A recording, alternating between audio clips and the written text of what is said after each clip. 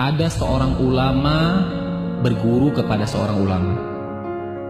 Selang beberapa saat, dia ingin melanjutkan belajar ke guru lain, dan sang gurunya berpesan, jangan tinggalkan membaca Al-Quran. Semakin banyak baca Al-Quran, urusanmu semakin mudah. Dan muridnya pun melakukan. Dia membaca Al-Quran 3 juz per hari. Sampai dengan 10 juz. Dan urusannya pun semakin mudah. Allah yang mengurus semua urusannya. Waktu pun semakin berkah.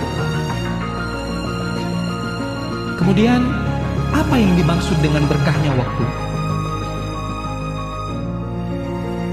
Bisa melakukan banyak hal dalam waktu sedikit, itulah berkah Al-Quran. Al-Quran membuat kita mudah mengefektifkan manajemen waktu. Bukan waktu yang mengatur kita, akan tetapi kita yang mengatur waktu. Padahal teorinya, orang yang membaca Al-Quran menghabiskan banyak waktu, mengurangi jatah kegiatan lain. Tapi Allah yang membuat itu semua menjadi berkah, hingga menjadi begitu efektif. Hidup pun efektif. Dan Allah akan mencurahkan banyak berkah dan kebaikan kepada kita karena Al-Quran. Dan Allah akan mencurahkan banyak keberkahan dan kebaikan kepada kita karena Al-Quran. Salah satu berkahnya adalah membuka pintu kebaikan dan membuka kesempatan untuk amal saleh yang berikutnya. Dan salah satu balasan bagi amal saleh yang kita lakukan adalah kesempatan untuk amal baik berikutnya.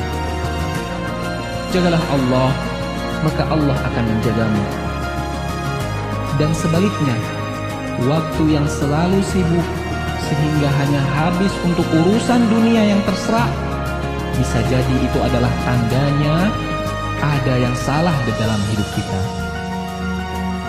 Barang siapa yang bangun di pagi hari dan hanya dunia yang dipikirkannya, sehingga seolah-olah ia tidak melihat hak Allah dalam dirinya, maka Allah akan menanamkan 4 macam penyakit padanya. Yang pertama, kebingungan yang tiada putus-putusnya. Yang kedua, kesibukan yang tidak pernah jelas akhirnya. Dan yang ketiga, kebutuhan yang tidak pernah merasa terpenuhi. Dan yang terakhir, khayalan yang tidak berujung wujudnya. Keberkahan waktu yaitu bisa melakukan banyak amal kebaikan